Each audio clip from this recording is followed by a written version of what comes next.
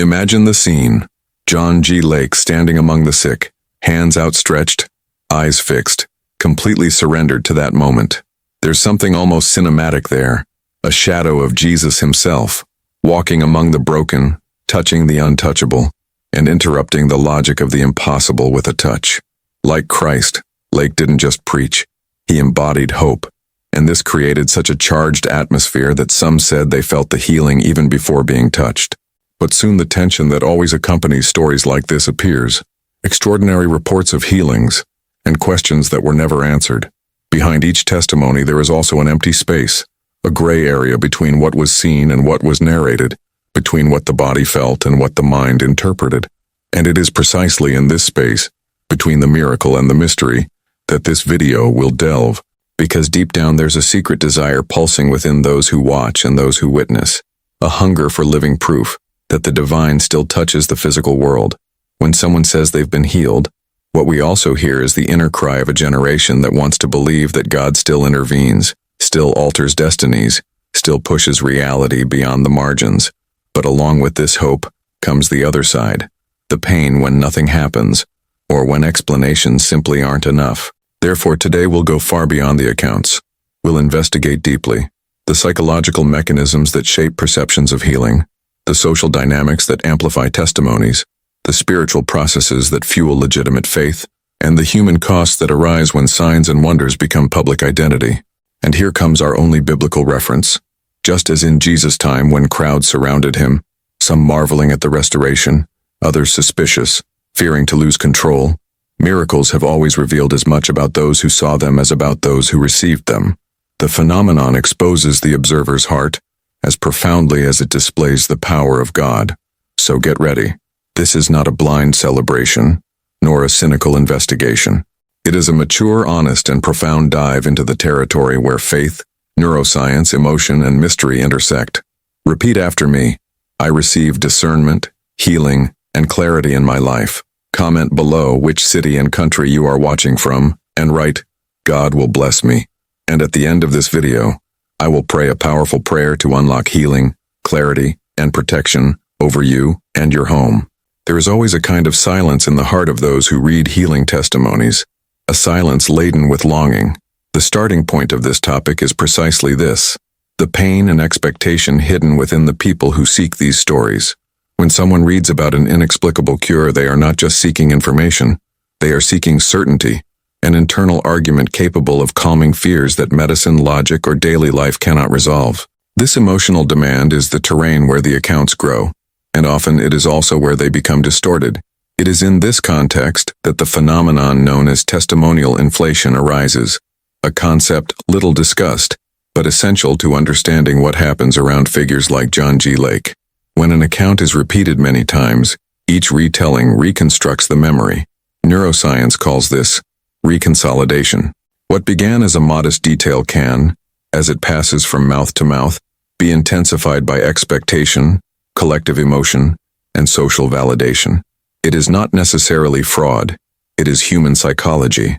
When an entire community believes, individual memory adjusts to harmonize with the collective narrative.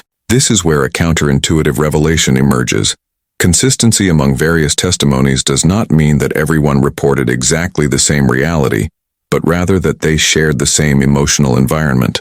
When many people perceive an event through the lens of spiritual expectation, what is remembered tends to coincide. This does not invalidate the possibility of miracles. It only shows that human and spiritual phenomena can coexist and sometimes intertwine. Therefore, we arrive at the practical point: how to read healing accounts without cynicism and naivete. The mature attitude is to ask what has always been absent from sensational accounts: contemporary medical details, names of professionals, follow-up time, independent verification, before-after documentation. Not to discredit, but to honor the truth. A miracle that withstands investigation becomes even more worthy. A miracle that disappears in the light of examination does not need to be discarded, but understood within its emotional and social context. Finally, the metaphor that captures all of this: miracle stories are like stained glass windows, beautiful, luminous, often inspiring, but formed from fragments. Each piece of glass is only a part of the story. The light that shines through the stained glass may be celestial, but the composition always bears the marks of the artisan, the community, and time. The beauty lies not in ignoring these marks, but in understanding them. Behind every miracle story lies an extremely sensitive emotional territory, a combination of fear, hope, and urgency. This is the starting point of the second topic. The body and mind, when pressured by pain or uncertainty, enter a state of desperate search for meaning and relief. It is in this terrain that the experience of the miraculous often flourishes, not as fraud, but as a human response to limitation. To understand this deeply, we need to delve into the language of science, placebo, nocebo, and neurochemical cascades generated by expectation. The brain possesses top-down processing mechanisms in which beliefs, emotions, and expectations shape how the body feels. Faith, or fear, activates dopaminergic systems, modulating pain perception, heat sensation, involuntary movement, and even immunological markers. This is seriously studied in psychoneuroimmunology. The body doesn't lie. It reacts to what it believes is happening. The counterintuitive revelation is powerful. Real physiological changes can occur without direct supernatural intervention, but this doesn't diminish the spiritual value. On the contrary, it shows that mind, body, and spirit are not competitors. They are collaborators. Many Christians reduce miracles to an all-or-nothing logic, failing to realize that God can act through internal processes so deeply designed that they seem natural, while being, in fact, extraordinary. From this arises mature practice, allowing spiritual rituals, prayer, laying on of hands, words of faith, to cooperate with biology without excluding medical attention. Practices involving visualization, deep breathing, posture of trust, and community support increase the likelihood of positive physical responses. This is not skepticism. It is a sacred strategy. The spiritual does not cancel out the physiological. It guides it. The final metaphor captures this complexity. The mind is an amplifier. When well-tuned, it makes weak healing signals audible. When poorly regulated, it transforms internal noise into false certainties. Understanding this does not distance us from the miracle. It brings us closer to the way God can operate simultaneously in the invisible realm of the spirit and the visible realm of neurochemistry. There's a point often overlooked when discussing healing in miracle environments: the emotional weight that followers carry and deliver to the leader. Many arrive exhausted, seeking belonging, direction, and hope. When they find someone who speaks with authority, conviction, and intensity, something happens internally. Part of their emotional autonomy is exchanged for a sense of security. This is the first fissure that produces extraordinary phenomena. From a sociological and psychological perspective, this has a name: emotional contagion. The dynamic is simple, yet profound. Groups mirror each other. If the room exudes expectation, if everyone around believes that something divine is happening, the body begins to respond to this atmosphere. This is not manipulation. It's social neuroscience. The human brain is shaped to synchronize. That's why a group can laugh together, cry together, tremble together. Shared vulnerability opens space for experiences that, individually, would not happen. But the most delicate point comes into play here: the power of charismatic authority. Leaders like John G. Lake possess a magnetic presence that can alter people's perception of their own bodily sensations. The line between genuine conviction and involuntary suggestion blurs. Under strong emotion, the body becomes more malleable, more prone to involuntary movements, temporary analgesia, and rapid mood swings. It's real, but not always miraculous in the literal sense. It's human. The surprising twist is that this doesn't diminish effectiveness. On the contrary, strongly emotionally connected communities show real reductions in stress, increased immunological markers, a greater sense of security, and even remission of mild symptoms, all documented in psychology and integrative medicine. However, at the same time, this same atmosphere can mask errors in judgment, confuse correlation with causation, and leave little room for healthy doubt. Therefore, mature practice is indispensable, creating structures of accountability and verification. This means including healthcare professionals, adequate record-keeping, monitored testimonies, open space for divergent accounts, and transparent review mechanisms. Not to kill faith, but to protect people, including the leader. The final metaphor sums up the tension. Charisma is a forge. It molds metal, creates tools, shapes what was raw. But the forge also heats, expands, distorts. Without cooling, without pause, without control, the tool cracks. Charisma can produce extraordinary stories, or break lives, depending on how carefully it is managed. Every movement revolving around the extraordinary runs a silent risk. The identity of the leader and the community begins to depend on the miracle. Not on compassion, not on care, not on faithfulness, but on the visible result. When this happens, a series of ethical blind spots begin to grow like cracks under the floor of a beautiful but unstable building. The first of these blind spots stems from an addiction to validation. When a leader becomes known for the signs, each meeting needs to surpass the previous one. Each testimony needs to be more dramatic. Each account more convincing. The invisible pressure to keep up the level can lead to hasty interpretations, silencing of doubts, and even unintentional distortions. The community, without realizing it, begins to protect the reputation of miracles above the integrity of people. This phenomenon is explained by two profound mechanisms: moral licensing and identity fusion.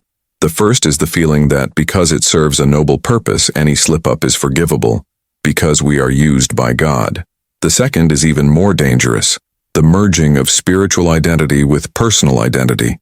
When someone believes they are the chosen one to perform miracles, any criticism seems like a direct attack on their very being.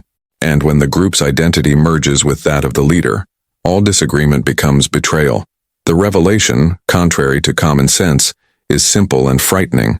The quest to protect the image of the miracle often hurts precisely those who need care the most. People with serious illnesses, intense emotional suffering, or social vulnerability may be pressured to testify to incomplete healings, minimize relapses, or hide doubts so as not to hinder the movement, often without malicious intent, but out of fear of disappointing others. Therefore, a practice that few ministries dare to implement is essential: an ethical pact of protection and care. This pact includes openness to medical and psychological evaluations without embarrassment, transparent reviews of incidents to prevent vulnerable individuals from being exposed, formal procedures to check claims without spiritualizing negligence, safe spaces where people can express pain without being accused of lacking faith. The final metaphor illuminates the danger: a lighthouse that forgets to care for its own guardian. The light may be strong, it may guide ships, it may be a symbol of safety, but if the maintenance of the lamp is not a priority, the flame fails, the glass cracks, the entire lighthouse goes out. Similarly, miracles that do not care for people end up losing their own essence. In every miracle story, including those of John G. Lake, there is an inevitable tension between spiritual desire and practical need. People arrive desperate, carrying diagnoses, pain, expectations, and fears. They want hope, but they also need reassurance. They want divine intervention, but the body and mind continue to function within biological rhythms that cannot be ignored. It is at this point that mystery and medicine cease to be enemies and begin to complement each other. The first step is to recognize the deep longing of the public. It is not just for healing, but for meaning. The confirmation that God still sees, still touches, still intervenes. This longing is legitimate. However, when faith communities try to meet it through unstructured spectacle, they end up creating wounds as large as those they wished to heal. Therefore, the essential concept of contemplative skepticism arises, not destructive skepticism, but a mature stance that simultaneously holds on to what is beautiful and what is true. It is the ability to pray with faith, examine honestly, and accompany responsibly. It is integrating spiritual discernment, medical science, and pastoral care at a single table, without fear of dialogue. Communities that live this way experience something surprising: fewer scandals, more credibility, more lasting fruits. Studies on the psychology of faith show a practical and little discussed truth. Communities that combine prayer with transparent clinical accompaniment have more sustainable results and more reliable testimonies. Not because they deny miracles, but because they refuse to manipulate accounts or hide complexity. Healed people are accompanied. Unhealed people are welcomed. People who need medical treatment are guided without guilt. And this, paradoxically, increases faith, because it removes fear. For this to happen on the church floor, there is a concrete tool: the aftercare protocol, a simple but profound process that accompanies anyone who claims to have received healing. It includes 5 steps: immediate medical referral to verify the actual state of health, honest documentation of what occurred, improvements, stagnation, or lack of change, narrative support groups, where the person can process their experience without pressure, ethical review, leaders analyze risks, harms, misunderstandings, and necessary safeguards, public transparency, communicating testimonies responsibly and verifiably. The metaphor that summarizes this last chapter is simple: a well-cared-for garden. Miracles are rare flowers, beautiful, impactful, unforgettable. But flowers don't grow without nutritious soil, without pruning, without provision. Communities that invest only in flowers have short-lived brilliance in long desert. Communities that cultivate the soil, pastoral care, emotional security, clinical follow-up, reap fruits that last. The story of the miracles attributed to John G. Lake remains in liminal territory, a space where faith, physiology, and social psychology intertwine in ways that neither science nor religion can fully explain. It is a field where the extraordinary can occur, where perceptions can be shaped, where testimonies can be true, amplified, or an inseparable mixture of both. The point is not to belittle or idolize, but to mature. When we observe decades of accounts, what emerges is not a simple conclusion, but a call to responsibility. Miracles can happen, and many claim to have experienced them. However, the wise response is neither impulsive credulity nor reactive skepticism. It is a stance capable of celebrating divine intervention when it occurs, while also sustaining structures that protect the vulnerable, verify the facts, and monitor the processes with integrity. And it is here that true maturity emerges. Compassion matters more than spectacle. People's lives matter more than the stories. And ongoing care matters more than the moment of glory. Communities that understand this discover a profound truth. The miracle is not just the event. It's the environment that welcomes the person before, during, and after it. This environment needs to be formed by discernment, clinical care when necessary, firm ethics, and a love that doesn't use miracles to validate its identity. Therefore, when hearing any extraordinary testimony, the mature question is not, "Did this happen?" but rather, who was cared for? Who paid the emotional price? What structures exist to accompany the entire story, not just the part that shines? This shift in focus transforms the church into a safe, whole, and profoundly human space, where mystery is not stifled but neither is it manipulated.